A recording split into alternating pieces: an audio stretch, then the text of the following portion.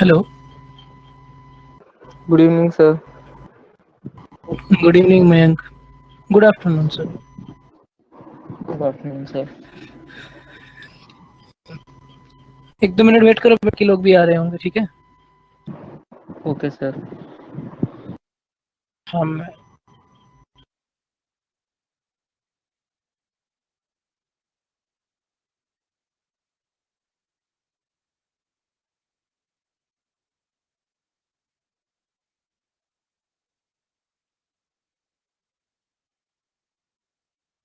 अपने डेमो लिया था सेट थियरी पे, सेट पे लिया था ना हमने डेमो?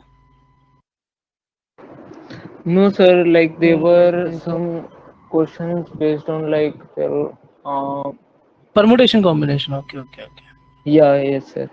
Okay okay.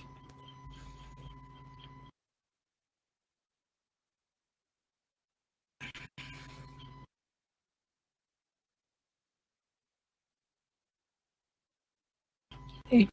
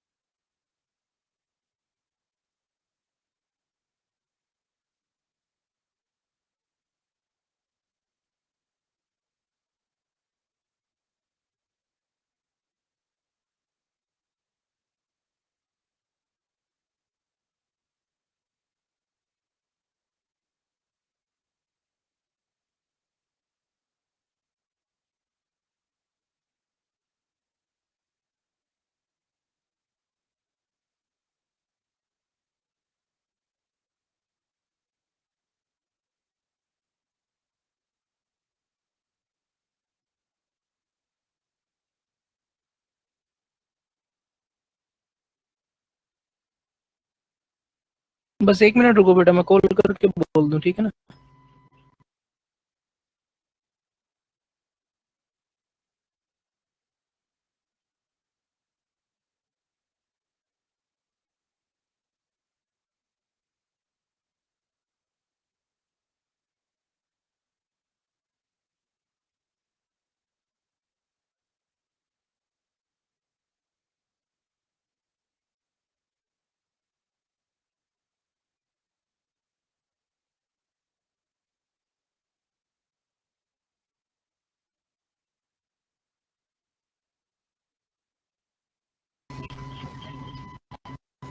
चलिए शुरू करते हैं, आते रहेंगे बच्चे।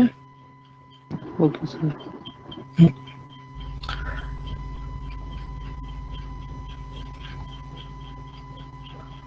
हाँ बेटा, जो भी पहले ये चीज सुन लो, जो भी डाउट जहाँ पे भी आए ना उसी टाइम डाउट क्लियर कर लेना, ठीक है? रखना मत, ये मत Okay, सोचना sir. कि पूछूं या ना पूछूं, है ना? डाउट जब उसी टाइम डाउट लेना। सेकंड, जो आपको होमवर्क आपको मिला टाइम टू टाइम करते रहो, ठीक है? आपको Okay, sir. कॉन्फिडेंस आएगा चैप्टर में, अदर कॉन्फिडेंस नहीं आएगा चीजों में। ओके तो सर। अब फर्स्ट चैप्टर शुरू कर रहे हैं। फर्स्ट चैप्टर है आपका set theory. So set is what, सबसे पहले डेफिनेशन देखेंगे that what is set. Set is a well defined collection of distinct object. Okay, this is what set is what, set is a well defined collection of distinct object. तो well defined तो कुछ भी नहीं होता। Well defined क्या है, कोई भी चीज वेल डिफाइंड तो हो ही नहीं सकती, कभी भी कोई भी चीज वेल डिफाइंड नहीं हो सकती है। ठीक है, क्यों? क्योंकि अगर आप उस चीज को डिफाइन कर रहे हैं तो कुछ ना कुछ आप अजम्पशन ले रहे हैं वहां पे, है ना। तो वेल डिफाइंडनेस खुद में ही क्या है, एक एम्बिगियस थिंग है। ठीक है, मतलब ये चीज एक सही नहीं है, मतलब इसकी कोई डेफिनेशन नहीं है कि वेल डिफाइंड क्या है। तुम्हारे लिए कुछ और चीज हो सकती है वेल डिफाइंड, मेरे लिए कुछ और हो सकता है वेल डिफाइंड, है ना। तो इसको यहाँ पे इंट्रोड्यूस किया गया है, इसको समझना पड़ेगा कि वेल डिफाइंड का मतलब यहाँ पे क्या है। वेल डिफाइंड का मतलब यहाँ पे है कि एक सेट तब होगा जब वो क्या हो, वेल डिफाइंड कलेक्शन। मींस यहाँ पे वेल डिफाइंड आप ये समझ सकते हैं कि अगर वो कलेक्शन सबके लिए सेम है, if that collection is same for everyone, तब वो वेल डिफाइंड है। आप ऐसा समझ सकते हैं इसको। ठीक है, ये इनफॉर्मल वे है, ये आप बुकिश लैंग्वेज नहीं है। आपको ये समझना पड़ेगा कि अगर कोई भी कलेक्शन सब किसी के, हर किसी के लिए सेम है, तो आप उसको क्या कहेंगे कि वो कलेक्शन मेरे लिए वेल डिफाइंड है। ठीक है, सो set is what, a set is a well defined collection of distinct object. Means जब एक कलेक्शन सबके लिए सेम हो जाएगा, तब उस कलेक्शन को आप क्या कहेंगे कि वो कलेक्शन मेरा एक सेट बन गया है। Definition next. अब मैं आपको एक नेचुरल नंबर लेस देन 7, मैं एक आपको कलेक्शन दे रहा हूँ, collection of natural number less than 7। तो आप ये बताइए मेरे को कलेक्शन सेट है? है मयंक? सर। है सर। क्षितिज लेट हो गए यार, हाँ सर, लेट हो थोड़ा लेट हो गया। So set is what? Set is basically collection of well-defined distinct object. Okay, well-defined मतलब यहाँ है कि अगर कलेक्शन किसी के लिए सेम है तो आप कहेंगे कि वो कलेक्शन आपका सेट रहेगा। Okay, collection of all natural number less than 7, तो ये क्या है, all collection of all natural number, तो सबके लिए सेम रहेगा ये। अगर नेचुरल नंबर लेस देन 7 है तो क्या क्या आएगा आपके कलेक्शन में, 1 2 3 4 5 एंड 6। यस, यस यही तो सर। बनेगा आपका कलेक्शन। तो ये कलेक्शन क्या हो गया आपका, कलेक्शन आपका सेट बन जाएगा। सेट ठीक है, सेट हो। सिमिलरली सेकंड बताइए, collection of all vowels in English alphabet. Collection of all vowels in English alphabet set हो गया है नहीं? सर। है, बिल्कुल है। क्यों? क्योंकि सबके लिए सेम ऑब्जेक्ट है, A E I O you सबके लिए सेम ऑब्जेक्ट्स हैं। यस, तो ये भी आपका सेट होगा। Second, collection of 5 best books in this world. Collection of 5 नहीं है best sir. Books in this world, ये नहीं है। क्यों? सर सबके लिए अलग होगा, वेल डिफाइंड नहीं है। यस, वेल डिफाइंड नहीं है। क्यों अलग होगा? कोई कि बैंक आपके लिए है ना, आपके लिए बेस्ट हो सकता है क्षितिज है मेरे लिए अच्छी ना, बेस्ट ना हो। तो ये क्या है, ये कल यस आपका sir. Very person to person क्या होगा, this collection is not a set. Okay, basically this collection is not well defined, तो आप क्या कहेंगे कि ये आपका सेट नहीं है। तब यहाँ पे देखिए हमने क्या लिया, collection of all vowels in English alphabet. तो ये कलेक्शन था मेरा, ये कलेक्शन क्या बन गया है, सेट। तो सेट को हम जनरली कैपिटल एल से डिनोट करते हैं। तो मान लिया कि मेरा ये जो है वो क्या है, कैपिटल ए। तो इसमें ऑब्जेक्ट क्या क्या है, ए ई, इसमें ऑब्जेक्ट क्या क्या है, A E I O and U. Yes, A E I O and U, तो ये मेरे हैं यस सर। ऑब्जेक्ट। इनको क्या बोलते हैं, ऑब्जेक्ट्स। और आप क्या कह सकते हैं, elements of the set A. आप कह सकते हैं member of the set A, और आप कह सकते हैं कि these element belongs to your set A. Okay, A is what? A is element of capital A. E is what? E is element of capital A. I is element of capital A. Similarly, you can say I is member of your set A. Similarly, you can say I belongs to A. तो इस चीज के लिए हमारे पास एक mathematical symbol है। Okay, इस symbol का मतलब होता है कि बिलोंग्स टू। इसका क्या मतलब है, बिलोंग्स टू। ठीक, इसका मतलब है बिलोंग्स टू। तो अब यहाँ पे ए क्या कर रहा है, ए सेट ए से बिलोंग कर रहा है, तो हम क्या लिख देंगे, A belongs to A. Okay, similar I इस सेट से बिलोंग कर रहा है, तो हम क्या लिख देंगे, आई बिलोंग्स टू सेट ए। ठीक है, ये नोटेशन है आपकी। अगर यहाँ पे आप देखें तो बी नहीं है, स्मॉल बी, ठीक है, स्मॉल बी यहाँ पे नहीं है, तो इसका मतलब B is not the element of set A. If B is not the element of set A, तो हम क्या करेंगे, B does not belongs to set A. Okay, ये आपका सिंबल हो जाएगा, जब एलिमेंट नहीं होगा तो ये सिंबल हो जाएगा, बिलोंग्स टू को कट कर देंगे। ठीक है, तो अभी जल्दी से मेरे को बताइएगा, आपके पास एक सेट है, एक सेट A 1AB 2C, आपको यहाँ पे ब्लैंक फिल करना है, बिलोंग्स टू और डज नॉट बिलोंग्स टू से। Sir belongs to. एक सेकंड में,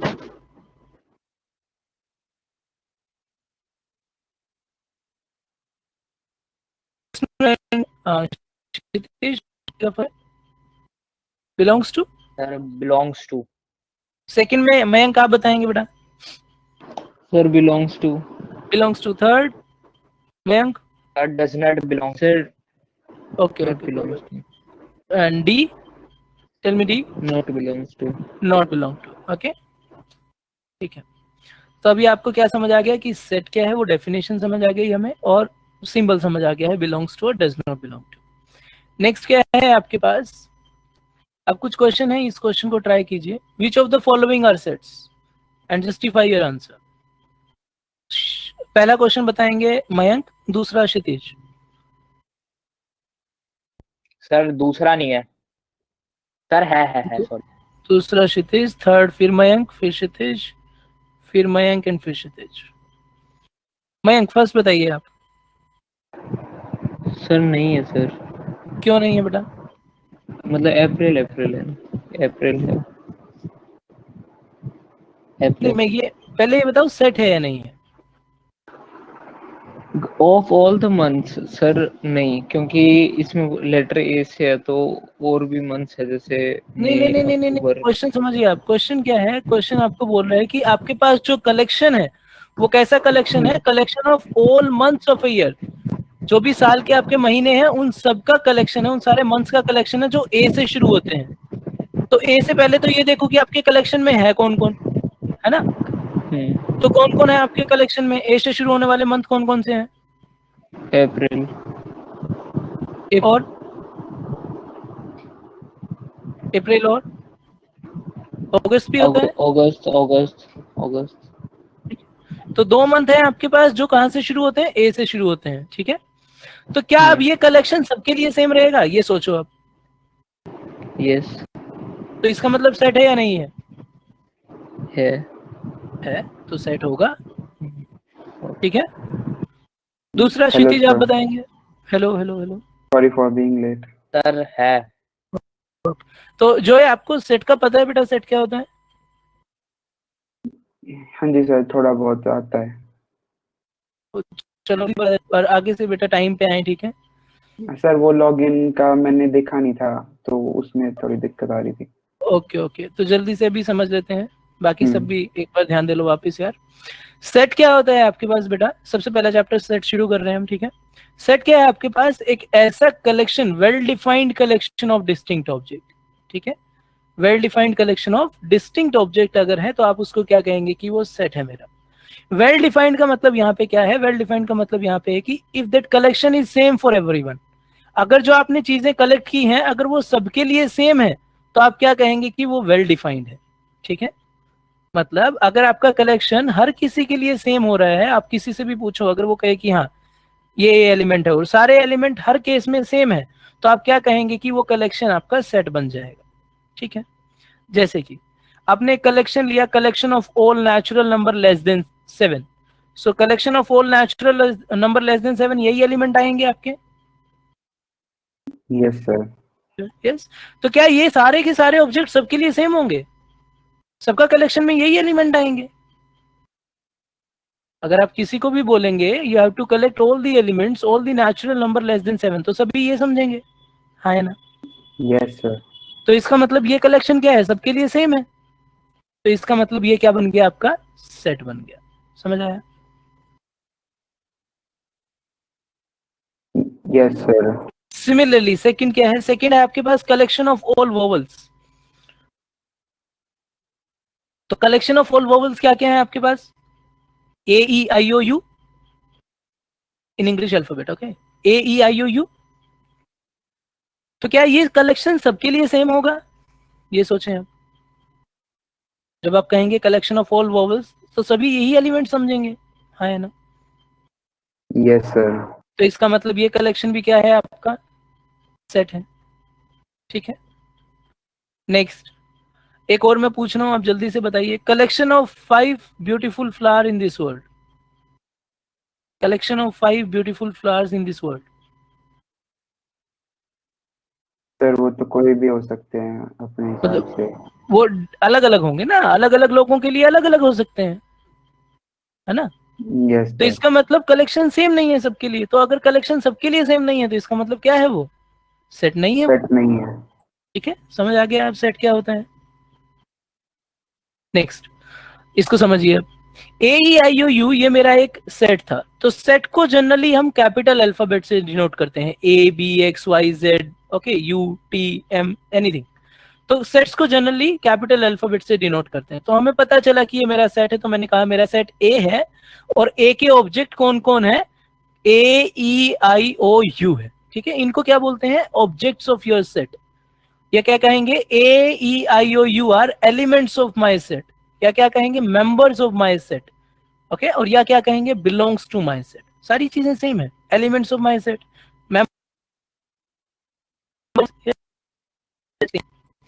तो यहाँ पे हमने एक सिंबल इंट्रोड्यूस है। अब ये क्या है, ए कैपिटल बिलोंग कर रहा है तो हम क्या लिखें, small A belongs to capital A. ठीक, सिमिलरली आई ए से बिलोंग कर रहा है तो हम क्या कहेंगे, आई बिलोंग्स टू कैपिटल ए। मतलब आप समझ गए, ये सिंबल क्या कहना चाहता है कि आई ए का एलिमेंट है।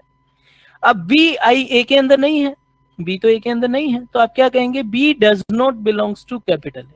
सो ये आपका सिंबल हो जाएगा, ये बिलोंग्स टू, इसको कट कर दो तो डज नॉट बिलोंग टू। ठीक है, यस कोई डाउट सर। इसमें? ओके, फिर हमने क्वेश्चन किया है a is equal to 1ab2c।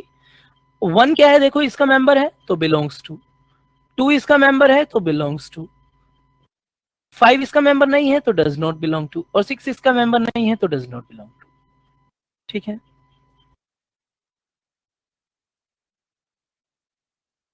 Got it? Yes sir. Okay, तो अब जल्दी से अब ये क्वेश्चन देख रहे थे हम। तो पहला क्वेश्चन क्या था Mayank, the collection of all months of a year beginning with letter A. तो लेटर ए से शुरू होने वाले पहले तो सारे मंथ्स निकाल लो, कौन कौन है, अप्रैल और अगस्त। तो ये दोनों क्या रहेंगे, सबके लिए सेम रहेंगे, है ना? इस कलेक्शन में जो जो एलिमेंट है वो सबके लिए सेम रहेंगे, यही 2 मंथ होंगे जो ए से शुरू होते हैं। तो इसका मतलब ये कलेक्शन क्या बन गया, सेट बन गया। ठीक है, सेकंड क्षितिज आप बताएंगे बेटा। सर हो गए, सेट हो गए। बाकी सब भी सोचें, सेट होगा या नहीं होगा? होगा सर। होगा, जो है समझ आ रहा है, सेट होगा। क्योंकि अगर अपनी क्लास के सारे बॉयज का कलेक्शन ले लेंगे, सभी लोग, मान लेते हैं कि आपकी क्लास में 3 स्टूडेंट हैं, ए बी और सी स्टूडेंट है, 3 बॉयज हैं मान लेते हैं आपकी क्लास में, तो ये कलेक्शन सबके लिए सेम रहेगा। आपकी क्लास में यही बॉयज होंगे और कोई होगा ही नहीं, चाहे किसी के भी रिस्पेक्ट से आप देखें। तो इसका मतलब ये कलेक्शन सेम है तो सेट होगा। नेक्स्ट जो ये बताएंगे।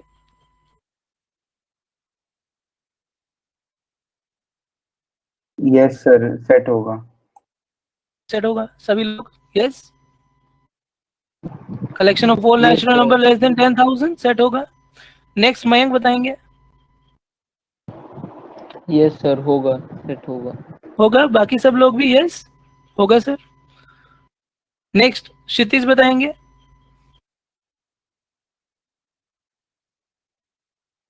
सर हो गए। बाकी होगा, बाकी सब भी सोचेंगे साथ साथ, है ना? होगा, ये भी होगा, है ना? किसी को डाउट आए तो पूछ लेना बेटा। नेक्स्ट जो है बताएंगे, collection of 5 beautiful gardens. Sir not a set. Not a set, yes, ये सेट नहीं होगा भाई, सभी लोग। ठीक है, तो हमें ये चीज समझ आ गई कि कौन सा सेट है कौन सा सेट नहीं है। बाकी जो लेट आए हैं मैंने मयंक को बोल दिया है, बाकी सभी सुन लो बेटा, जब भी कोई डाउट आपको आता है तभी उसी टाइम आप पूछ लेना, ठीक है, डाउट को लंबा मत खींचना, अदरवाइज फिर सब्जेक्ट की फील नहीं आएगी आपको। दूसरी चीज, जो होमवर्क आपको जिस दिन मिलता है उसी दिन आप उस होमवर्क को कंप्लीट करें, ये भी इंपॉर्टेंट है, ठीक है। तो नेक्स्ट देखते हैं, आज हम यहाँ पे देखेंगे कि आपके सेट को रिप्रेजेंट कितने तरीके से किया जा सकता है। अब हम अपने सेट को दो तरीके से रिप्रेजेंट कर सकते हैं। First method is your roster form और you can say this is tabular form, और सेकंड मेथड को बोलते हैं सेट बिल्डर फॉर्म। अब दोनों है क्या उसको समझते हैं। रोस्टर फॉर्म क्या होता है आपकी, अगर आपके पास कोई कलेक्शन सेट है तो रोस्टर फॉर्म क्या होगी, रोस्टर फॉर्म में आप उस कलेक्शन के हर एक एलिमेंट को करली ब्रैकेट में लिखते हैं। क्या करेंगे, अपने सेट के हर एक एलिमेंट को करली ब्रैकेट में लिखेंगे, और किसका यूज करते हुए, उनको कोमा से सेपरेट करते हुए, ठीक है। जैसे कि सर यहाँ पे एक कलेक्शन ले लेता हूं मैं, सबसे पहले एक कलेक्शन ले लिया मैंने, कलेक्शन ऑफ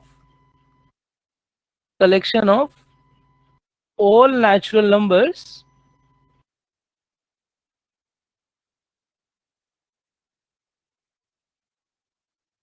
लेस देन 5। तो सबसे पहले बताओ क्या ये कलेक्शन सेट है, collection of all natural number less then 5, क्या ये सेट है? यस, ये सेट है। अगर ये सेट है तो इसको लिखने के दो तरीके हैं। पहला कौन था, रोस्टर फॉर्म। रोस्टर फॉर्म क्या कहता है, रोस्टर फॉर्म कहता है कि आपको अपने सेट के हर एक एलिमेंट को करली ब्रैकेट के अंदर कोमा से सेपरेट करते हुए लिखना है। तो इसका मतलब अगर सेट है तो मान लो मेरा सेट किससे रिप्रेजेंट कर रहा हूं मैं, कैपिटल ए से। तो ए के एलिमेंट कौन कौन है बताएंगे, ए में कौन कौन आएगा? Sir 1 2 3 4 5 1 2 3 4 5, only 3 4, yes only 4, 1 2 3 4। सो यहाँ पे हमारे पास 4 एलिमेंट्स आएंगे, हमने सबको कोमा से सेपरेट करते हुए करली ब्रैकेट के अंदर लिख दिया है। किसी को इसमें डाउट रोस्टर फॉर्म में? No sir. नो। सेकंड ध्यान से No, sir. समझिएगा, सेकंड इंपॉर्टेंट है। सेकंड है आपकी set builder form. Set builder form में हम क्या करते हैं, सेट बिल्डर फॉर्म में आप करली ब्रैकेट से शुरू करेंगे, यहाँ पे एक सिंबल यूज करेंगे। वो सिंबल क्या बताएगा, वो सिंबल आपको बताएगा कि आपके एलिमेंट कैसे हैं, ठीक है। वो सिंबल आपको क्या बताएगा, आपके एलिमेंट कैसे हैं। आप कहेंगे कि मेरे एलिमेंट x के जैसे हैं, मान लो आपके एलिमेंट x के जैसे हैं, या फिर x क्यूब के जैसे हैं, या फिर 2 पावर x के जैसे हैं। यहाँ पे क्या बताते हैं आप कि आपके एलिमेंट का बिहेव कैसा है, ठीक है। तो आपको क्या करना पड़ेगा, सेट के एलिमेंट बिहेवियर थोड़ा सा क्या बताएंगे, बिहेवियर बताएंगे आप अपने एलिमेंट का। फिर उसके बाद हम इस सिंबल को यूज करते हैं, इस सिंबल को सेमी कॉलम को यूज करते हैं, इसका मतलब सच दैट, ठीक है। इस सिंबल के बाद हम क्या करेंगे, जो भी आपने यहाँ पे नोटेशन ली थी, एक्स लिया है, जो भी एक्स लिया है उसकी प्रॉपर्टी बताएंगे, ठीक है, उसकी प्रॉपर्टी बताएंगे। कुछ भी यूज कर सकते हैं आप, X M N T Z, कुछ भी यूज कर सकते हैं, ये आपका सिंबल है एक, ठीक है। तो सेट बिल्डर फॉर्म क्या होगी, करली ब्रैकेट से शुरू करेंगे, जैसे आपके एलिमेंट है उनका बिहेवियर आप देखेंगे, फिर आप क्या करेंगे, कॉलम का यूज करके प्रॉपर्टी ऑफ दैट सिंबल आप लिखेंगे, ठीक है। उसके बाद करली ब्रैकेट को क्लोज कर देंगे। जैसे कि एक एग्जांपल हम देखते हैं, मान लो मेरे पास एक है, मैंने एक सेट लिया ए जिसके एलिमेंट है 1 4 9 6 और 25। तो ये एक सेट है जिसके एलिमेंट 1 4 9 16 25 है। तो ये अभी कौन सी फॉर्म है, आप बता सकते हैं मेरे को कौन सी है? Roster form. आपको क्या करना है, आपको इसकी सेट बिल्डर तो बिल्ड कैसे लिखेंगे सर? सबसे पहले आप अपने एलिमेंट्स के बिहेवियर को थोड़ा सा ऑब्जर्व करो। आपके एलिमेंट कैसे दिख रहे हैं आपको, सोचो जरा। Sir natural number. Sir 1 then square of 2 then 3 का Yes. स्क्वायर 4 का स्क्वायर 5 का Yes. स्क्वायर। Very good. तो आपको नंबर दिख गया होगा, क्या क्या है, 2 का स्क्वायर, ये कैसा है 3 स्क्वायर, ये कौन है स्क्वायर, ये कौन है 5 स्क्वायर, ठीक है। तो इसका मतलब एलिमेंट कैसे हैं मेरे, स्क्वायर के जैसे हैं, किसी नंबर के स्क्वायर के जैसे हैं, तो लिख सकता हूँ स्क्वायर जैसे। यस। Yes sir. अब Yes, x sir. कौन है, x मेरा कौन कौन है, 1 है, 2 है, 3 है, 4 है और 5 है। तो मैं लिख सकता हूं कि x मेरा एक नेचुरल नंबर है। नेचुरल नंबर को किससे डिनोट करते हैं, n से डिनोट करते हैं, आप जानते होंगे ये चीज, है ना। तो x मेरा एक नेचुरल नंबर है, पर कैसा नेचुरल नंबर है, लेस देन इक्वल टू 5 के जैसा, हाँ है ना।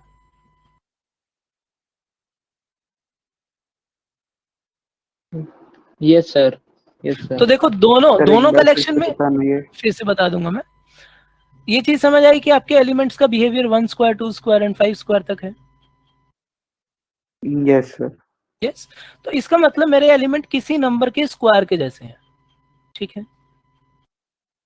अब ये जो है x मैंने यूज किया, मेरे को क्या करना है, कॉलम का यूज करके ये प्रॉपर्टी के बारे में बताना है x की। अब x के बारे में बताना है कि x कौन है।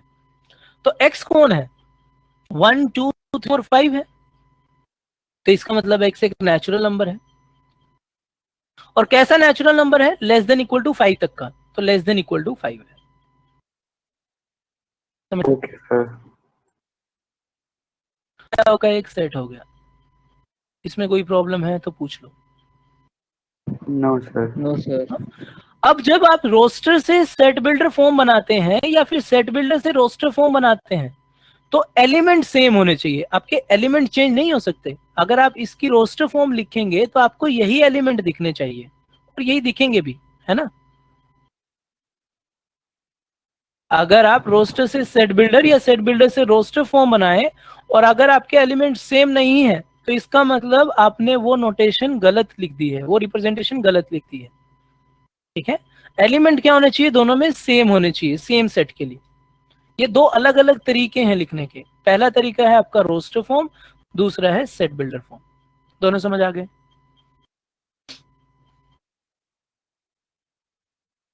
Yes, sir. Yes, sir. तो आप इसको करिए, अभी क्वेश्चन का वही बताएंगे आप, और बाकी सब भी सोचेंगे उसके बारे में।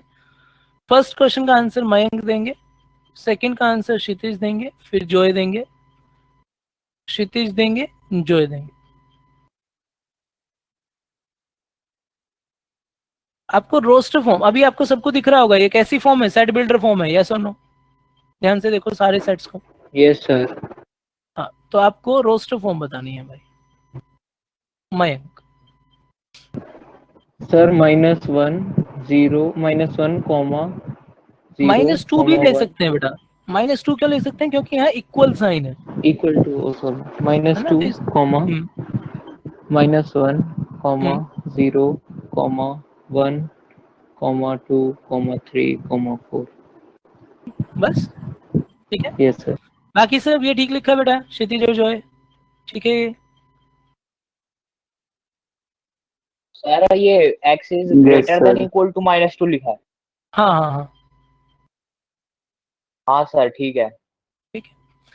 नेक्स्ट बताएंगे, क्षितिज बताएंगे भाई। सर सेट में 1 से 9 1 से 9, यस। तो आप ऐसे भी 1 लिख 2 सकते 3 हैं 4 इसको, 1 2 3, और फिर डॉट डॉट का यूज करके आप 8 9 ऐसे भी लिख सकते हैं, ठीक है। जब आप डॉट डॉट, काफी सारे एलिमेंट हो ना आपके पास, बहुत सारे 50 एलिमेंट है, तो और कोई पैटर्न फॉलो हो रहा है, जैसे 1 2 3 यहाँ पे 9 तक जाना है, तो आप ऐसे डॉट डॉट का यूज कर सकते हैं अपनी रोस्टर फॉर्म में, ठीक है भाई। अब एग्जामिनर अपने आप समझ जाएगा कि आपने क्या लिखा है। आपने यहाँ पे सारे नेचुरल नंबर लिखे हैं 1 से 9 तक, ठीक है। ओके, नेक्स्ट जॉय बताएंगे। सर 17। तो क्या बताना है आपको, 2 डिजिट नेचुरल नंबर बताना है सच दैट जिसका सम 8 हो। 17, 26। 26, 35। Very good, 44। Very good. 53। Hmm 62। Hmm 71। 80। Very good. सभी लोग समझ आ गया, Yes, sir. Yes, very good Joy. Next Kshitij बताएंगे भाई। सर 5 और 13। 5 और 13, तो सबसे पहले मैं जॉय से मयंक से पूछूंगा। मयंक, प्राइम नंबर क्या होता है बेटा। सर जो जिसका मतलब सिर्फ एक एक या मतलब एक मल्टीपल हो जिसका सिर्फ ना, और एक वो खुद होता है। मतलब और कोई बताएगा? जो है बताएंगे भाई, क्या मतलब होता है प्राइम नंबर का? सर प्राइम नंबर जिसका मल्टीपल वो खुद हो और 1 हो। ओके, क्षितिज?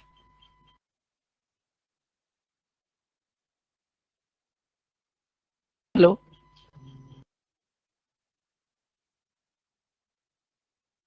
हेलो,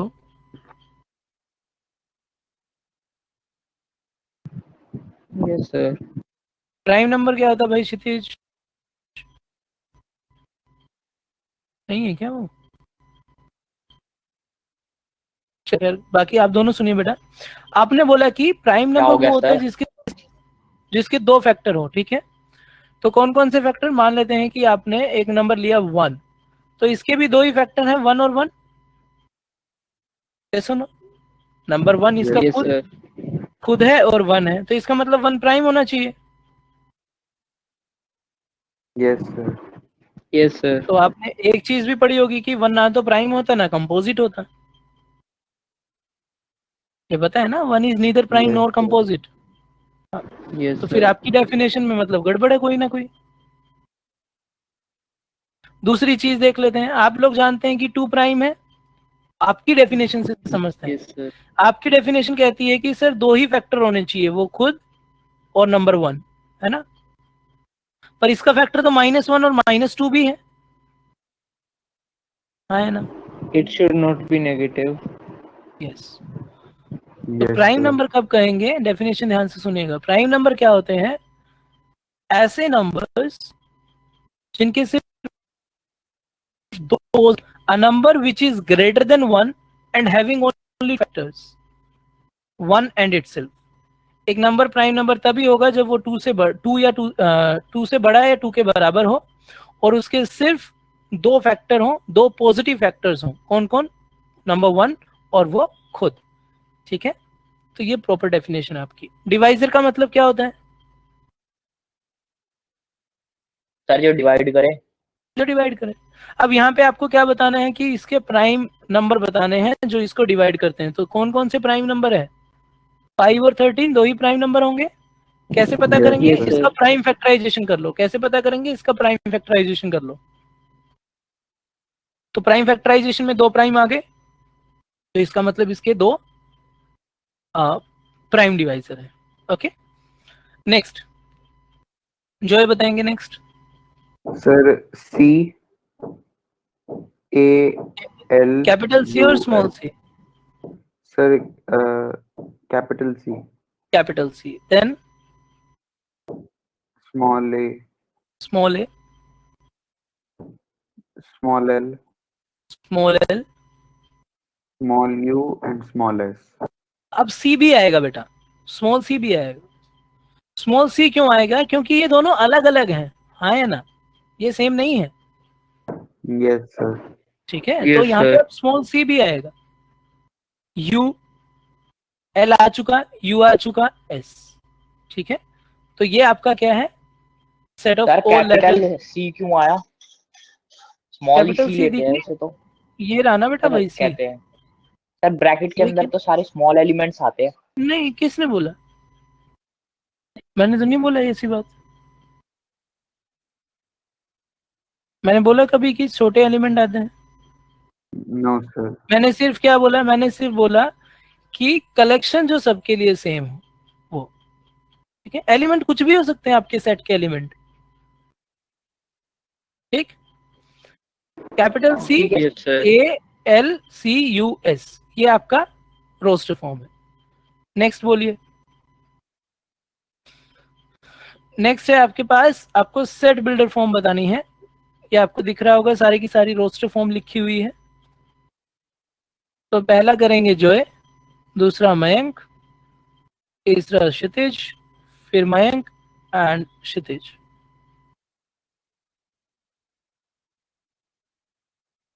सोचिए बेटा।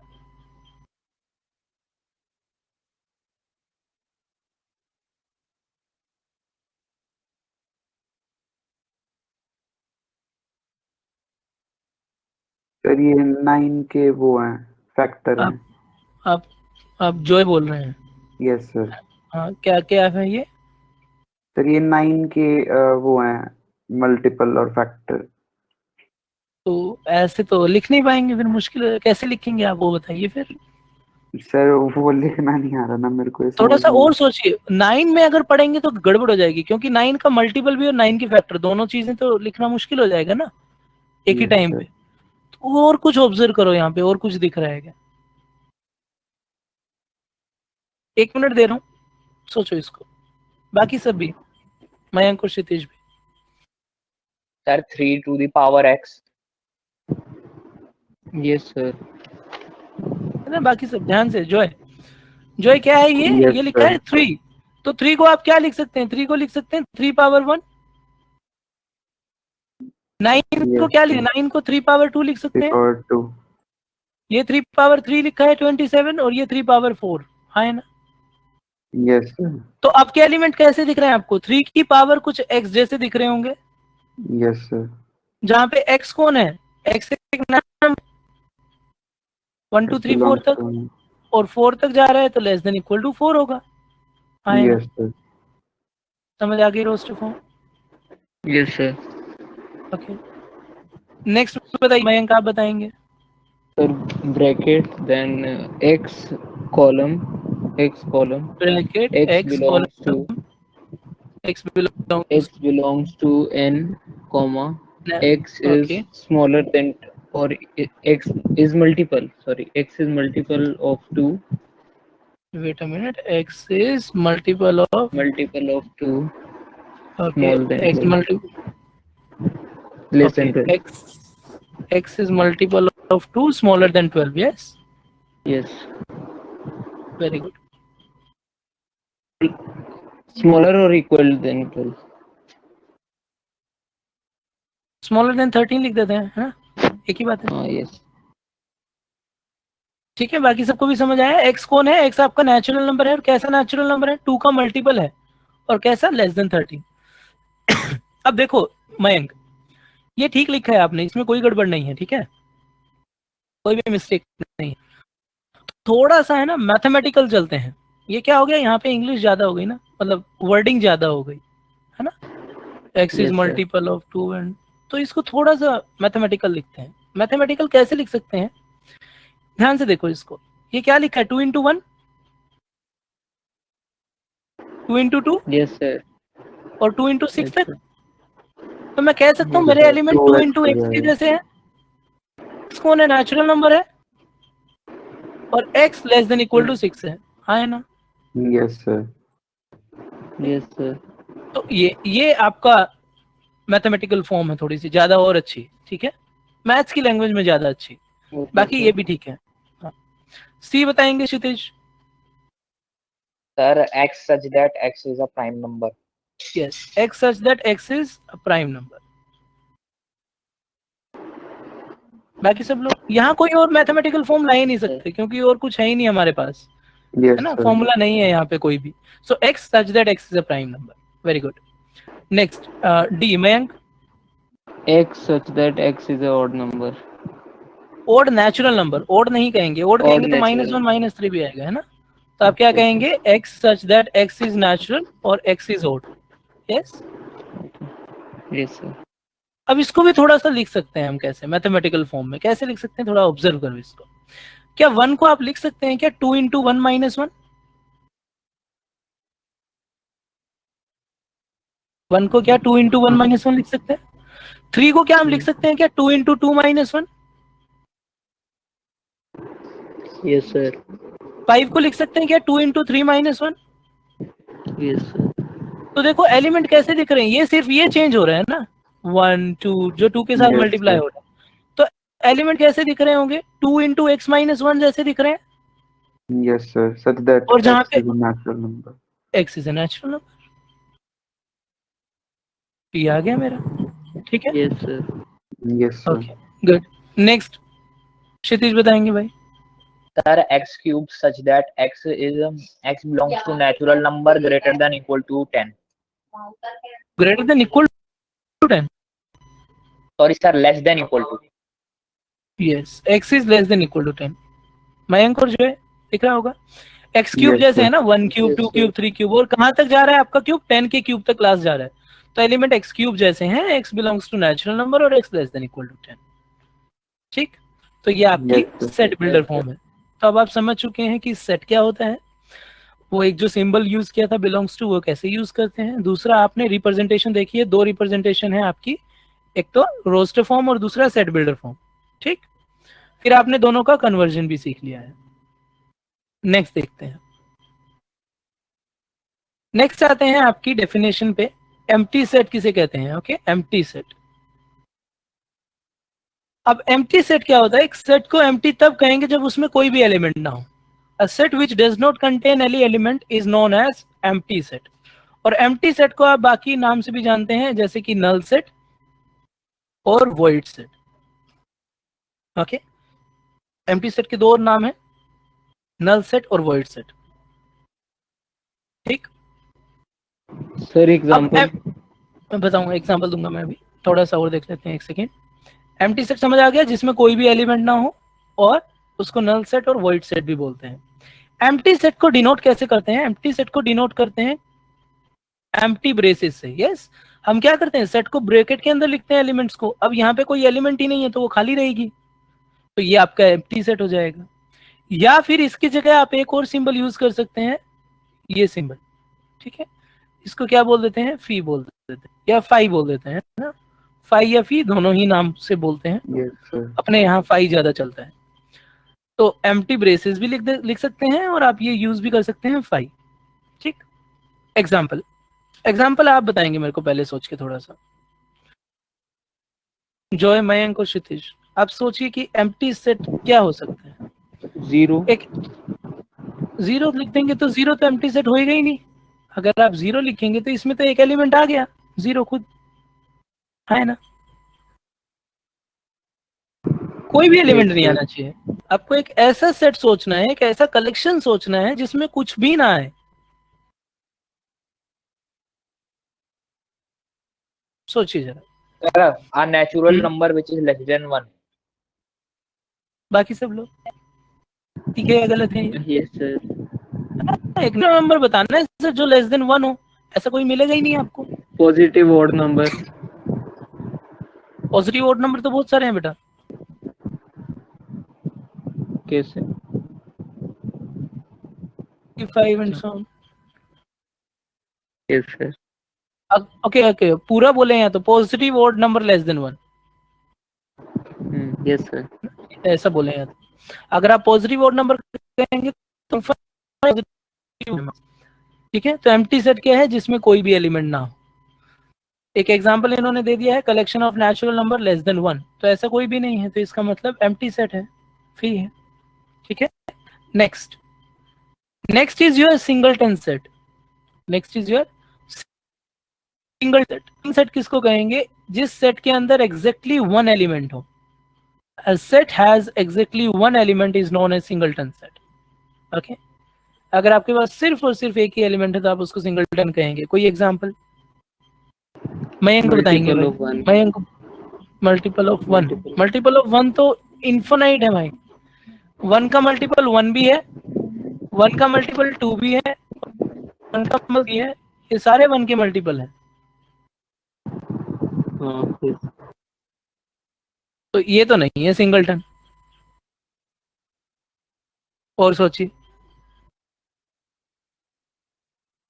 सर मैं बताऊं? 1 मिनट रुकिए बेटा, आप थोड़ा पहले कर चुके हैं इसलिए मैं ज्यादा आप सुन नहीं रहा हूँ क्षितिज, है ना, हमने एक बार देख Yes, लिया है sir। चैप्टर। हाँ, जो singleton set, sir 0 sir, that I was saying 0। Okay 0। Sir हम कोई भी एलिमेंट ले सकते हैं पर वो एक ही होना चाहिए ब्रैकेट में। बिल्कुल एक ही एलिमेंट होना चाहिए, सिर्फ और सिर्फ सर ये एक। तो कुछ भी ले लो, ए हो गया। कुछ भी ले लो, ये कुछ भी ले लो। हम्म, और अगर आप बोलना चाहें तो ऐसे भी बोल सकते हैं, collection of all natural number less then 2, है ना। Collection of all natural number less then 2, सिर्फ एक ही एलिमेंट आएगा 1, है ना। yes, sir. एक और अच्छा एग्जांपल जो देना चाहता हूं वो है कौन, collection of even prime number. Collection of even prime number, सिर्फ एक ही प्राइम नंबर है जो कि इवन है, वो कौन है? Yes sir, The 2. और कोई भी इवन प्राइम नंबर नहीं हो सकता, ठीक है, 2 के अलावा। तो ये आपको समझ आ गया सिंगलटन सेट भी। आगे बढ़ रहे हैं। Finite and infinite set. अब फाइनाइट सेट किसको कहेंगे? अगर किसी सेट में फाइनाइट एलिमेंट है तो उसको फाइनाइट कहेंगे, अगर किसी में इनफाइनाइट है तो उसको इनफाइनाइट कहेंगे। A set that has finite number of element known as finite, और जिसमें इनफाइनाइट एलिमेंट है उसको इनफाइनाइट सेट कहेंगे। कोई एग्जांपल बता दें आप, फाइनाइट का बताएं पहले, मैं बताएंगे भाई।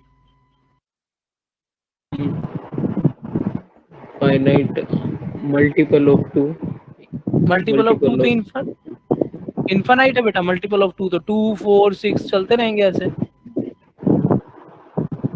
है ना, ये तो फाइनाइट नहीं है। Sir A B C to ji.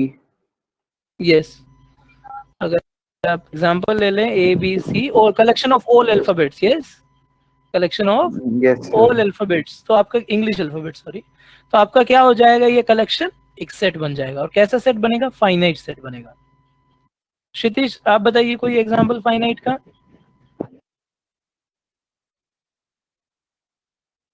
Sir, set of natural number less than 5. Yes, set of natural number less then 5, 4 he element आएंगे, 1 2 3 4। Yes, sir set next, of boys in my class.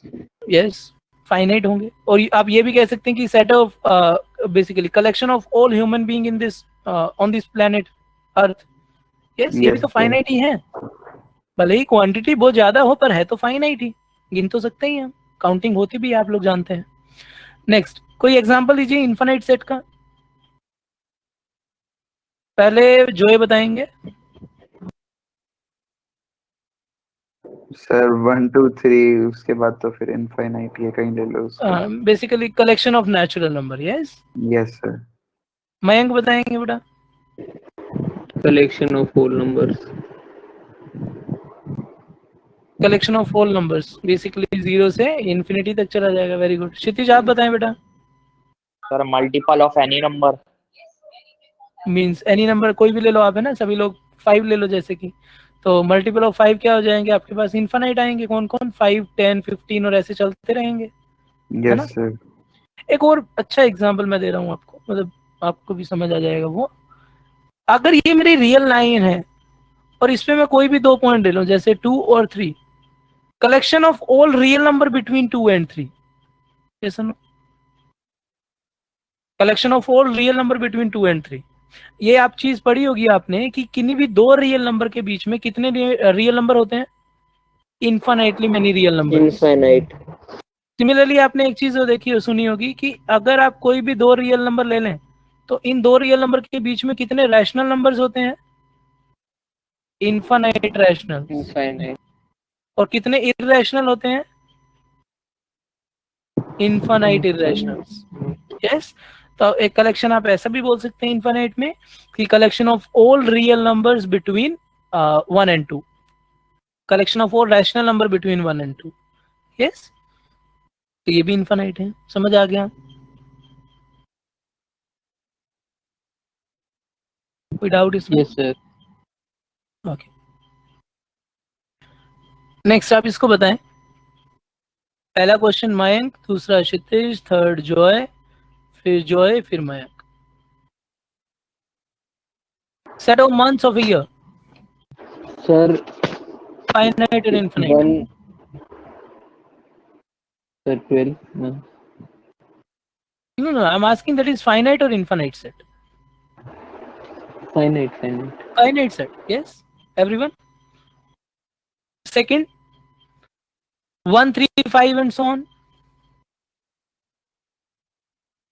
finite or infinite? क्षितिज यही नहीं हो तो मयंक बता दो बेटा। Second, sir infinite. Infinite set, very good. Third जो है आप बताइए। Sir finite. Finite set, very good.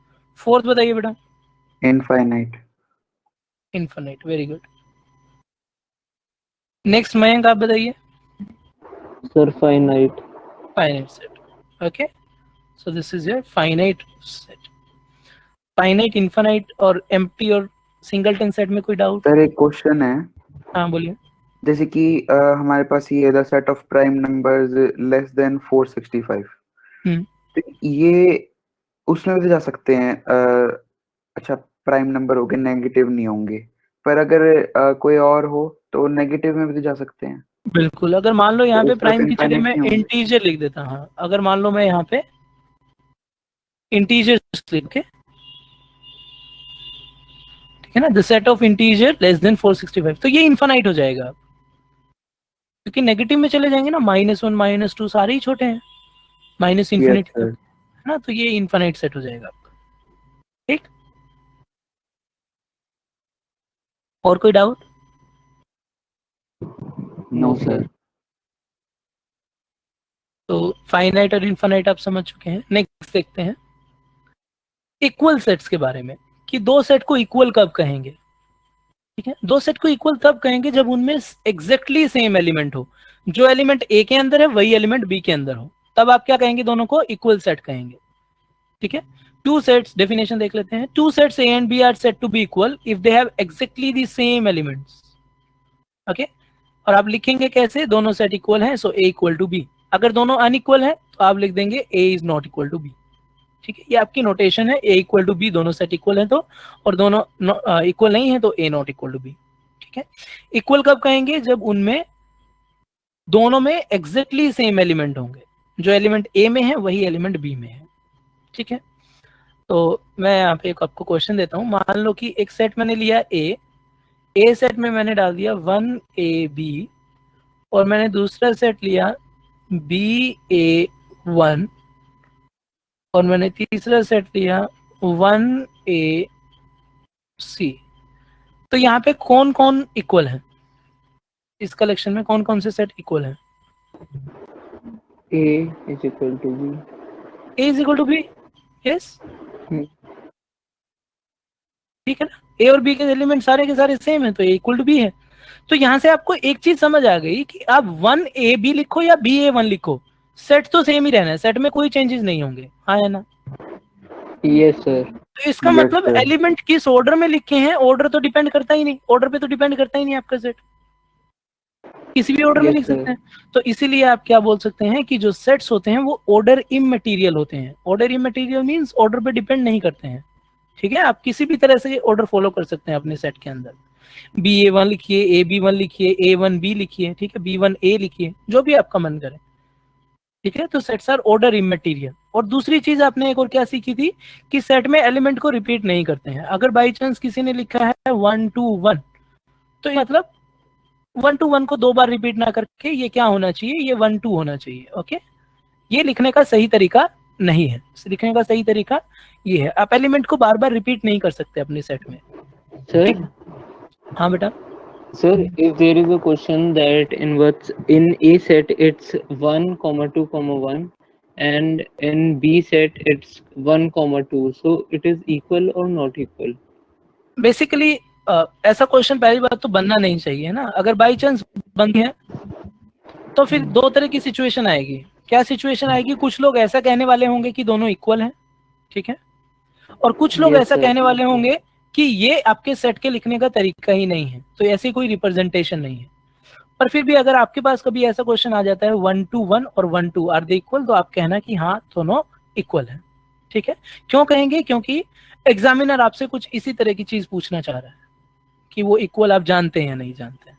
ठीक है, अदरवाइज ऐसा क्वेश्चन नहीं बनता है, क्योंकि सभी लोग जानते हैं कि एलिमेंट को रिपीट नहीं करते हैं सेट के अंदर, ये लिखने का सही तरीका नहीं है। ठीक है, अब आपका आंसर ऑप्शंस पे भी डिपेंड कर सकता है। मान लो वहां पे अगर ऑप्शन टाइप क्वेश्चन है, अगर आपका कोई ऑप्शन ऐसा है कि सेट वन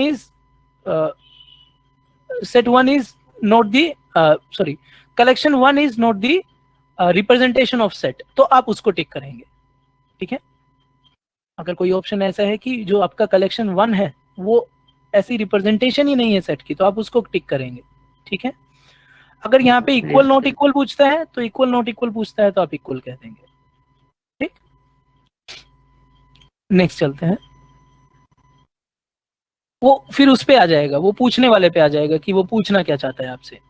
क्या वो आपसे इक्वालिटी के बारे में जानना चाहता है, या फिर वो आपसे रिप्रेजेंटेशन के बारे में जानना चाहता है कि वो आप रिप्रेजेंट करना जानते हैं या नहीं, है ना। तो वहां पे एक एम्बिगिटी आ जाएगी, आइडिया क्लियर नहीं होगा वहां। आप इसके बारे में बताइए। अब आपको बताना है कि दोनों इक्वल हैं या नहीं है। तो first question for Kshitij, second Mayank, third for Joy and fourth for everyone, for all. Sir नहीं है पहला नहीं है, क्यों नहीं है? सर, क्योंकि अच्छा ए और बी के इक्वल, सर सी नहीं है। हाँ, यहाँ पे ई है, देखो सर, यहाँ पे ई है ही नहीं, तो इसका मतलब इक्वल नहीं होंगे, सेम एलिमेंट होने चाहिए बिल्कुल। ओके, सबको समझ आ गया? Yes yes sir. Next B बताएंगे Mayank. Equal, A is equal to B. A equal to B, very good. सबको समझ आ गया होगा, सेम एलिमेंट है ना, तो ए इक्वल टू बी है। जो है आप बताएंगे बेटा।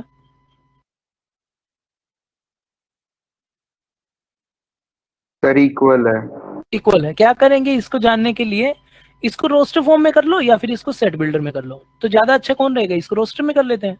रोस्टर में यस करने का सर। क्या है, x is a positive odd integer less than equal to 10। तो ओड इंटीजर जो 10 से छोटे हैं, 1 3 5 7 9, ये कलर है बेसिकली, है ना। और यही तो यहाँ ऊपर भी लिखा है, तो इसका मतलब दोनों इक्वल है। नेक्स्ट बताइए आप लोग। नहीं है सर सर। Not equal. नहीं है, क्यों नहीं है? क्योंकि यहाँ पे तो मल्टीपल ऑफ 10 है। मल्टीपल ऑफ 10 तो क्या होते हैं, 10 20 30 एंड सो ऑन। 15 वगैरह तो आएगा ही नहीं, तो इसका मतलब ये एक्स्ट्रा है, तो ये आपका इक्वल सेट्स नहीं होंगे। ठीक है यहाँ तक?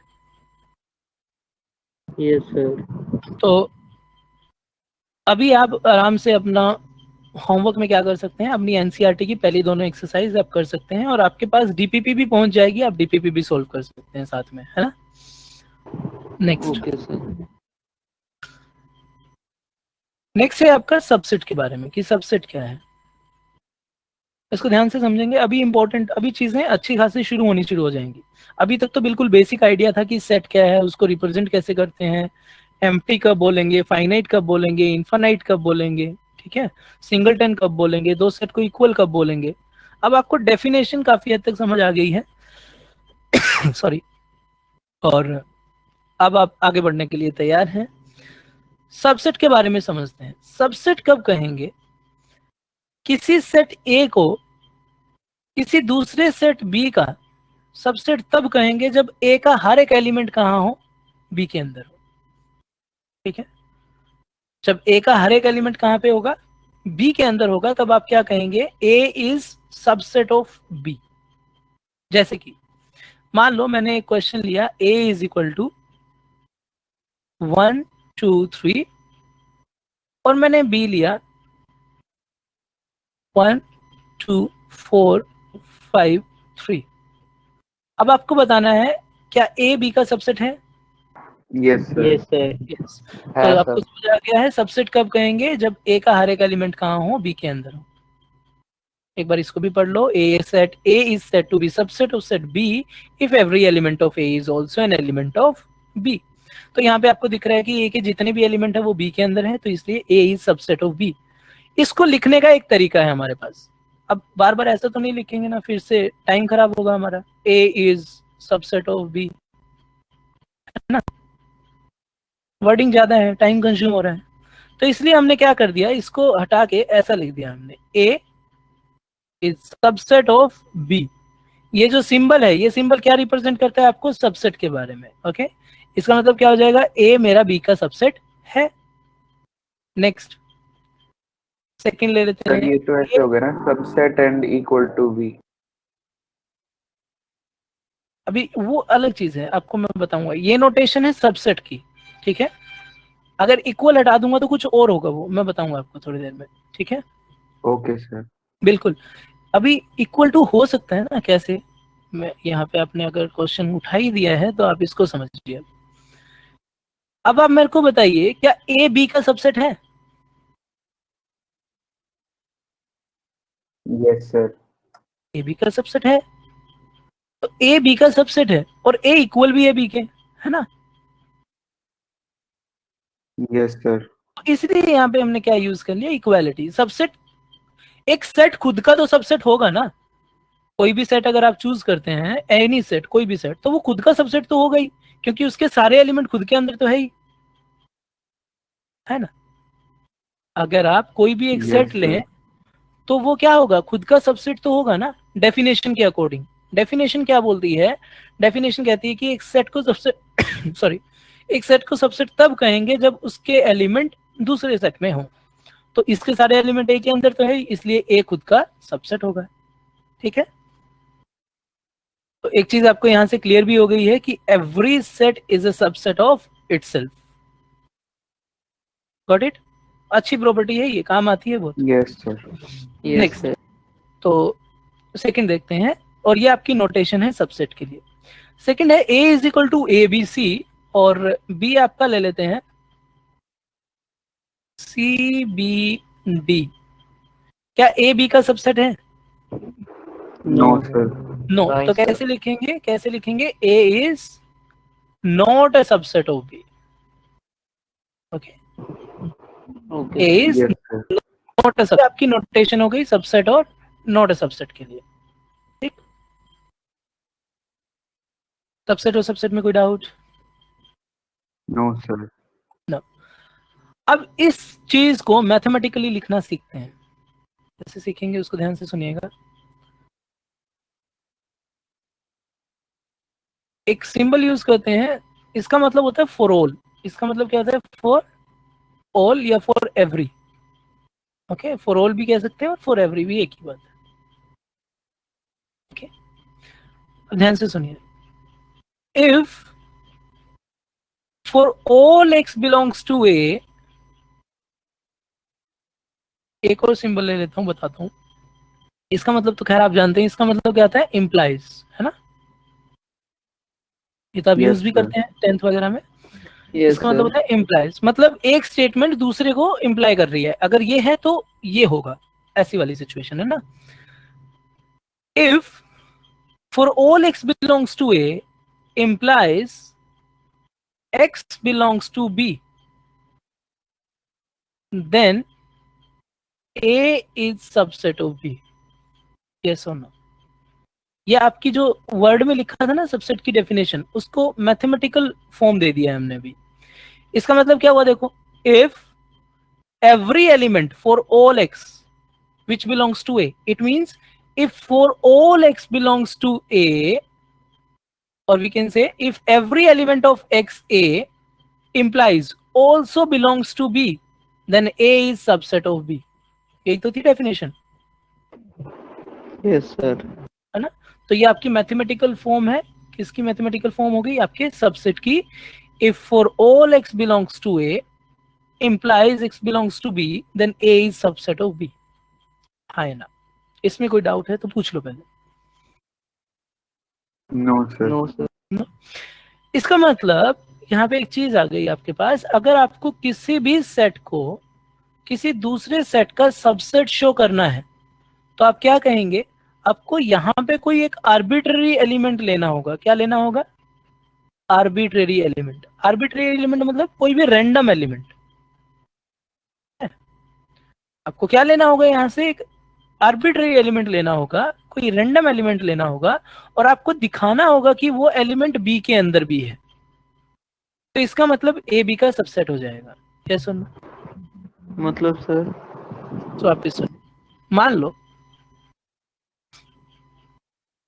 लो मेरे पास एक सेट है, a is equal to 1 2 3 4, okay, और दूसरा सेट है b 1 2 3 4 5 6। अच्छा, पहले तो ये बताओ मेरे को, इस चीज में कोई डाउट है क्या, इस चीज में? No sir, no No? Sir. अब डेफिनेशन आपको समझ आ गई है। अब यहाँ पे मेरे को बताओ कि ए बी का सबसेट है या नहीं है। है सर। है sir. A subset of B है, ठीक है। अब मैं क्या कह रहा हूँ, मैं कह रहा हूँ कि अगर आपको ए को बी का सबसेट दिखाना है, तो आपने क्या किया है, आपने इसका जो एलिमेंट है उसको देखा है और फिर आपने बताया कि वो बी में है, हाँ है ना, यही तो किया है आपने। Yes sir. इसको मैं ये कहना चाह रहा हूं, अगर आप ऐसा करें कि मैं क्या करना चाहता हूं, if you want to show that, if you want to show that any set A is subset of B, तो हमें क्या करना है, हमें दिखाना है कि इसका कोई भी रैंडम एलिमेंट, कैसे element, random arbitrary element, random element कोई भी उठाऊं मैं, है ना, इसका कोई भी एक रैंडम एलिमेंट उठाऊं, और अगर मैं ये कह दूं कि ये रैंडम एलिमेंट बी के अंदर भी है, ये कहां पे है, बी के अंदर भी है, तो इसका मतलब ये होगा कि ए के सारे एलिमेंट बी के अंदर है। इसको समझिए, यस सर। थोड़ा सा दिमाग लगाओ। अगर मैं कह रहा हूं कि मैं अगर शो कर दूं कि ए का कोई भी रैंडम एलिमेंट मैंने उठाया, ए का कोई भी रैंडम एलिमेंट मैंने उठाया, और मैं कह रहा हूं कि ये एलिमेंट बी के अंदर भी है, तो इसका मतलब ए के सारे एलिमेंट बी के अंदर हैं, क्योंकि वो तो रैंडम था ना, वो तो कुछ भी उठा लिया था मैंने, है ना। हाँ यस सर। तो इसका Yes. मतलब अगर कभी ए को बी का सबसेट शो करना है तो आपको क्या करना है, ए का एक आर्बिट्ररी एलिमेंट उठाएंगे और उसको शो करेंगे कि वो बी के अंदर है, तो आप क्या कहेंगे फिर कि ए मेरा सबसेट है बी का। समझ आई ये चीज? Yes sir. ठीक है, यस नेक्स्ट। यहाँ पे ए को क्या बोलते हैं, एक और छोटी सी डेफिनेशन है, ए को क्या बोलते हैं, बी का सबसेट बोलते हैं, और बी को क्या बोलते हैं, सुपर सेट ऑफ ए। क्या बोलते हैं, super set of A. A is subset of B and B is super set of A. ठीक है यहां तक?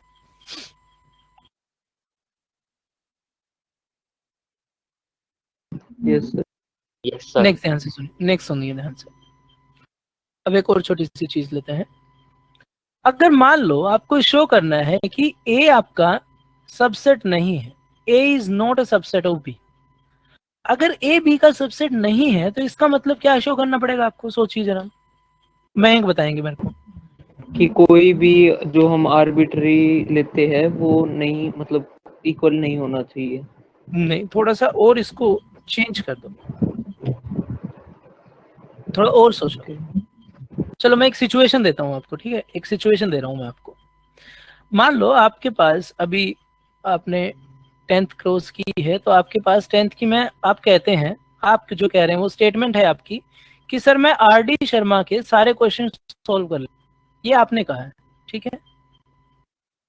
आपने क्या कहा मेरे को, सर मैं आर.डी. शर्मा के सारे क्वेश्चन सॉल्व कर लेता हूँ, और अगर मैं चाहूँ, मैं ये चाहता हूँ कि मैं आपको गलत प्रूव करूँ, है ना, आपकी स्टेटमेंट है कि सर मैं आर.डी. शर्मा के सारे क्वेश्चन सॉल्व कर लेता हूँ और मैं चाहता हूँ कि मैं आपको गलत करूँ, तो मैं क्या करना चाहूँ, मेरा टास्क क्या रहेगा,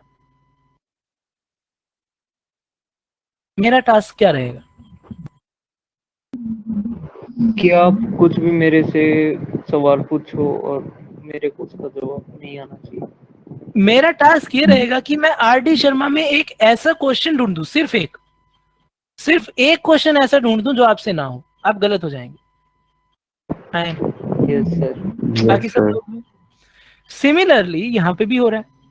ए सबसेट होता था जब ए के सारे एलिमेंट बी में हो, ए सबसेट नहीं है बी का, तो इसका मतलब मेरे को सिर्फ एक एलिमेंट यहाँ पे ढूंढना है एक्स, जो ए में है पर कहाँ पे नहीं है, बी में नहीं है, बी में नहीं है। तो अपने आप प्रूव हो जाएगा। ये चीज समझ आई? Yes sir. Yes, sir. Yes sir. दूसरी, एक और तरीके से दूसरा सोचते हैं हम। अब हम क्या करना चाहते हैं, ए को बी का सबसेट शो करना चाहते हैं। क्या शो करना चाहते हैं, A is subset of B. ये समझ आ गया ना, A is not a subset of B, इसका मतलब एक एलिमेंट ऐसा ढूंढना है जो ए के अंदर है पर बी के अंदर नहीं है। दूसरा, ए को अगर बी का सबसेट शो करना है तो क्या करते हैं, दोबारा बार कोई भी बोल दे, मयंक, जो है, Satish. That x belongs to A and x belongs to B. For every X, yes, for every X belongs Yes, to, yes sir. Sir. मतलब आपको हर एक एक्स के लिए ऐसा शो करना है कि जो ए में है तो वो बी में भी होगा। मैं ऐसा भी तो कह सकता हूं कि अगर मैं ऐसा शो कर दूं कि ए में ऐसा कोई एलिमेंट है ही नहीं जो बी में ना हो, कि ए में कोई ऐसा एलिमेंट एग्जिस्ट ही नहीं करता जो बी में ना हो, तो ए सबसेट होगा बी का। Yes, सोचिए sir. इसको। मैं एंकर जो है Yes, sir. पक्का। ये सर सब एक आपको और यहाँ- बार बताना ही एक और बार। क्या आपने क्या बोला अभी? मैं बोल रहा हूँ हमें क्या शो करना है, A is subset of B, है ना। एक सिचुएशन तो हमारे Yes, पास ये sir. होती है कि ए के सारे एलिमेंट जो ए में है वो हम शो कर दें कि बी के अंदर है। Yes, sir. दूसरा मैं ये भी तो कह सकता हूं कि मैं ये शो कर दूं कि ए में ऐसा कोई एलिमेंट है ही नहीं जो बी के अंदर ना हो। Yes, sir. ए में कोई ऐसा एलिमेंट ही नहीं है जो बी के अंदर ना हो, तब भी ए क्या होगा, बी का सबसेट होगा। समझ आई ये चीज? Yes, sir. ओके, अभी इसको यूज करेंगे, कैसे यूज करेंगे उसको समझिए। मैं एक स्टेटमेंट दे रहा हूं कि empty set is subset of A set if A is any set, this is your any set. Okay, कुछ भी हो सकता है ये। मैं कह रहा हूं कि एम्प्टी सेट हमेशा सबसेट होगा किसी भी सेट का। सोचिए क्यों, क्या लगाएंगे, क्या यूज करेंगे आप कि empty set is a subset of any set.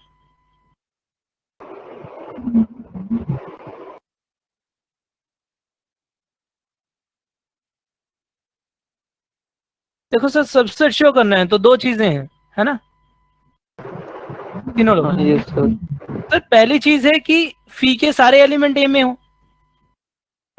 पाई के Yes, सारे sir. एलिमेंट ए में हो, पर मेरे पास तो एलिमेंट ही नहीं है, इससे तो मैं जा ही नहीं सकता, है ना। इस स्टेटमेंट का यूज करूं तो मैं नहीं प्रूव कर पाऊंगा, दिक्कत होगी, है ना। Yes, sir. दूसरी स्टेटमेंट क्या थी, दूसरी स्टेटमेंट थी अगर मैं ये शो कर दूं कि जो ऐसा कोई एलिमेंट ए में हो ही नहीं सकता जो बी में ना हो, है ना, तो ए सबसेट होगा। Yes, sir. मान लो अब दो ही चीजें हो सकती है, या तो फी सबसेट होगा या नहीं होगा, है ना, Yes, sir. या तो Yes, फी sir. होगा या नहीं होगा। अगर फी सबसेट नहीं होगा, अगर फी सबसेट नहीं होगा तो फी में एक ऐसा एलिमेंट होना चाहिए जो ए में ना हो। Yes, sir. Yes, sir. तो इसका मतलब फी में कोई ना कोई एलिमेंट होगा। अगर फी ए का सबसेट नहीं है तो फी में ऐसा एलिमेंट होना चाहिए जो ए में ना हो, तो इसका मतलब फी के अंदर कोई ना कोई आएगा। पर आप जानते हैं फाई के अंदर तो कुछ भी नहीं होता, वो खाली होता है, Yes, sir. पर वो तो तो empty है. इसका मतलब ये तो हो नहीं सकता, तो क्या होना पड़ेगा, यही सिचुएशन होनी पड़ेगी। तो इसका Yes, मतलब क्या sir. हुआ, empty set is what, empty set is subset of any set. ठीक है, Yes, yes, sir. Okay, sir.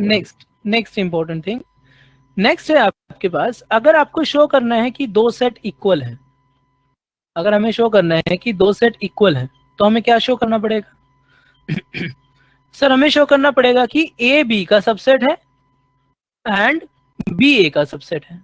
Yes और नो? Yes, sir. अगर हम ये Yes, शो sir. कर दें कि ए बी का सबसेट है और बी ए का सबसेट है तो ए इक्वल टू बी हो जाएगा अपने आप। ठीक, ओके। Yes, sir. Yes. तो मैं एक बार यहाँ से वापस आपको एक बार स्लाइड्स दिखा रहा हूँ, आपको अगर कोई भी डाउट है इसमें तो आप एक बार जल्दी से पूछ लीजिए सबसेट को और बता देना ना, नो और यस। इसमें कोई डाउट है तो पूछ लो। No. नो, नेक्स्ट वाली डेफिनेशन, नेक्स्ट वाली स्लाइड में कोई डाउट है तो No, sir. No, sir. ये बड़ी No, sir. इंपॉर्टेंट चीज है, ये आपको सीख लेनी है अब धीरे धीरे, है ना, मैथ्स में किस तरह से हम लिखते हैं चीजों को। नेक्स्ट, इस स्लाइड में कोई दिक्कत? No, sir.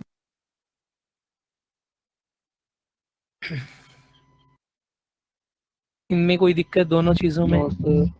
No, sir. Last में कि A equal to B show करना है तो इसमें कोई problem? No, sir. No, okay. No, sir. Next हम आते हैं एक और सिचुएशन के ऊपर। अब यहाँ पे सबसेट से क्या हो गया, सबसेट से एक दिक्कत हो रही है बार बार जब हम सबसेट लिख रहे हैं ना तो हमें ये नहीं पता चल रहा, मान लो अगर मैं आपको एक रैंडम क्वेश्चन देके बोलता हूँ कि ए इज सबसेट ऑफ बी, आपको एलिमेंट्स नहीं पता, मैं आपको सिर्फ इतना बोल रहा हूँ कि ए इज सबसेट ऑफ बी, तो एक कंफ्यूजन हमेशा बनी रहेगी कि ए बी के बराबर है या फिर ए बी से कम एलिमेंट रखता है। यस और नो? कम इन द सेंस कोई एलिमेंट बी में ज्यादा है, एक्स्ट्रा है कुछ, यस सर। है ना? ये कंफ्यूजन हमेशा रहेगी। अगर मैं आपको ए और बी के एलिमेंट्स ना दूं और सिर्फ ये बोल दूं ए इज सबसेट ऑफ बी, तो आपके दिमाग में एक क्वेश्चन जरूर आएगा कि ए और बी दोनों बराबर हैं या फिर ए उसका सही में प्रॉपर वाला सबसेट है। ठीक है, तो इस कंफ्यूजन को दूर करने के लिए हमने एक चीज और डिफाइन की, वो कॉन्सेप्ट है आपका प्रॉपर सबसेट का। वो कॉन्सेप्ट किसका है? Proper subset. अब प्रॉपर सबसेट क्या होता है? A is proper subset of B, ये सिंबल होता है प्रॉपर के लिए। अब वो जो इक्वल वाला साइन था ना वो हट जाएगा यहाँ पे। ठीक है, A is proper subset of B if every element of A belongs to B. ठीक है, जब ए के सारे एलिमेंट बी के अंदर हो, पर बी में एटलीस्ट एक ऐसा एलिमेंट हो जो ए के अंदर ना मिले आपको। ठीक है, ध्यान से सुनिए, फिर से बोल रहा हूँ। प्रॉपर सबसेट क्या है? A is said to be proper subset of B if for every element of A that element belongs to B and but there exists some element in B, at least one element in B which does not belongs to A. ठीक है, ठीक है sir. Mathematically लिख रहे हैं इसको। अच्छा, पहले मैं कोई एग्जांपल देख लूं। A is equal to 1 2 3, B is equal to 3 2 1 4। क्या A B का प्रॉपर सबसेट है? Yes sir. Yes, A is the proper subset of B। क्यों? क्योंकि A के सारे एलिमेंट यहाँ हैं और B में भी एक ऐसा एलिमेंट है जो A के अंदर नहीं है। Joy and Mayank? Yes sir. Yes, तो इसका मतलब ये प्रॉपर सबसेट। क्या ये सबसेट है? बिल्कुल है।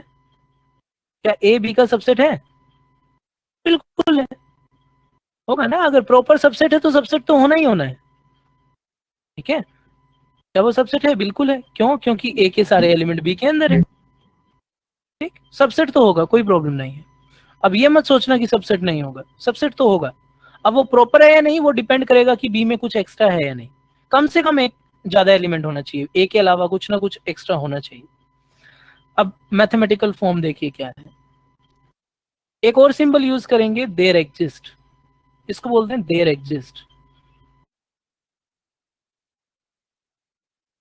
ठीक है,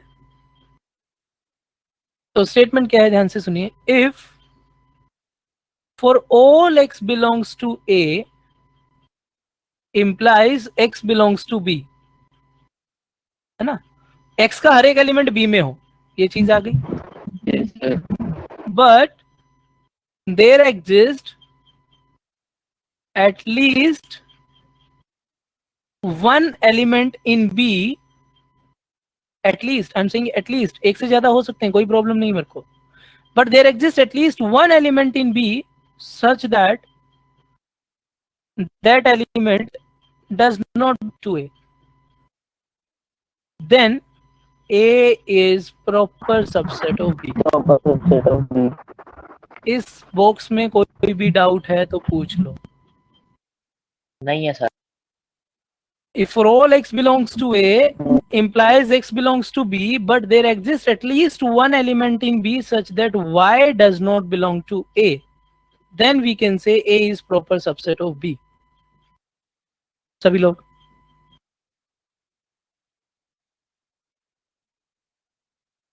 यस सर। यस। तो अभी यहाँ पे हमें क्या चीज समझ आ गई है आज, कि सबसेट किसको बोलते हैं और आपका प्रॉपर सबसेट किसको बोलते हैं। ठीक है, नेक्स्ट। अब कुछ नंबर सिस्टम्स के बारे में थोड़ा सा जान लेते हैं, नेक्स्ट क्लास में शुरू करेंगे उसको अच्छे से, टाइम हो रहा है। कितने नंबर सिस्टम है हमारे पास? नेचुरल नंबर सिस्टम, जो हम जानते हैं अभी। नेचुरल नंबर सिस्टम क्या होता है भाई, बताओ जल्दी से। starting from 1 to infinity. जो ऐसे 1 2 3 4 और कहाँ तक चलता रहेगा, इन्फिनिटी तक चलता रहेगा, है ना।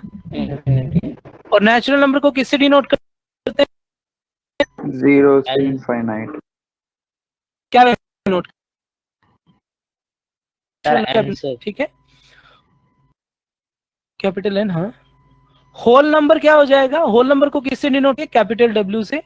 और होल नंबर में क्या कहेगा, नेचुरल नंबर के साथ साथ कौन ऐड हो जाएगा, एक और एलिमेंट आ जाएगा, जीरो ऐड हो Zero. जाएगा, है ना। चलिए इन्फिनिट। फिर इसके बाद कौन आता है, इंटीजर्स। इंटीजर क्या होते हैं, आई से डिनोट करते हैं या फिर जेड से भी डिनोट करते हैं। Natural and whole number. Yes, सारे नंबर्स आएंगे 0 1 सारे होल नंबर और उनके negatives. Yes, sir minus infinity to infinity. Minus infinity to infinity नहीं कहना चाहिए, उसमें कुछ और भी आ जाएगा, वो बाद में बात करेंगे, ठीक है। सारे होल नंबर और उनके नेगेटिव्स, ठीक। रैशनल नंबर क्या होते हैं भाई, क्यू से डिनोट करते हैं, क्या होते हैं rational numbers.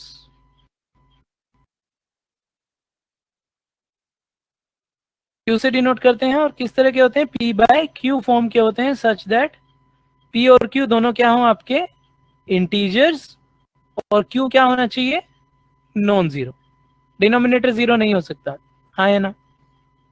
Yes sir. Yes, sir. Natural numbers 1 2 3 to infinity N से डिनोट करते हैं, होल नंबर डब्ल्यू से डिनोट करते हैं, 0 2 1 2 3 टिल इन्फिनिटी। देन जेड और आई से इंटीजर को डिनोट करते हैं, होल नंबर्स का कलेक्शन और उनके नेगेटिव्स का कलेक्शन। ओके, रैशनल को क्या होता है, पी बाय क्यू फॉर्म का होता है, जहां पे पी क्यू दोनों इंटीजर होते हैं और क्यू जीरो नहीं हो सकता क्योंकि डिनोमिनेटर कभी भी जीरो नहीं होता है। चार चीजें हो चुकी है। फिर आता है इर्रेशनल नंबर। कौन से number, irrational number. Irrational number को जनरली क्यू बार से डिनोट करते हैं या कभी कभी क्यू सी से भी डिनोट करते हैं, ठीक है। तो ये क्या होता है आपके, जो पी बाय क्यू की फॉर्म में ना लिखे जा सके। Yes, Yes, sir. Real numbers which can not be written in the form P by Q, तो उनको आप इरेशनल बोलेंगे। रियल क्या हो जाएंगे, रियल हो जाएंगे रैशनल और इरेशनल का दोनों का कॉम्बिनेशन। यस, दोनों का कलेक्शन, उसको आप क्या कहेंगे, रियल नंबर कहेंगे, ठीक है। Yes, sir. ओके, तो यस सर। मुझे लग रहा है अभी आप थक चुके हैं, काफी होगी पढ़ाई आज, है ना। तो आप क्या करेंगे, होमवर्क में एनसीईआरटी शुरू कर लेंगे अपनी। एनसीईआरटी आई थिंक सबके पास होगी। एक्सरसाइज कर लेना बेटा, उसमें से 1.1 और 1.2, और उसके बाद जो सबसेट की थ्योरी है वो भी थोड़ा देख लेना, हमने डिस्कस कर ली है, ठीक है। ठीक है सर। Okay, sir. नेक्स्ट एक और लास्ट चीज, डीपीपी भी आपको मिल जाएगी या मिल चुकी होगी, वो आप एक बार देख लेना, शायद आपको मेल आ चुका हो, वो डीपीपी भी आप कर लेंगे, ठीक है। Okay, sir. ओके बेटा, Sir, so Bye. we will discuss this tomorrow. These exercises in DPP. वो आपकी क्लास में देखेंगे, डिस्कस करेंगे ना, जब भी आपकी Okay. नेक्स्ट क्लास होगी। हाँ,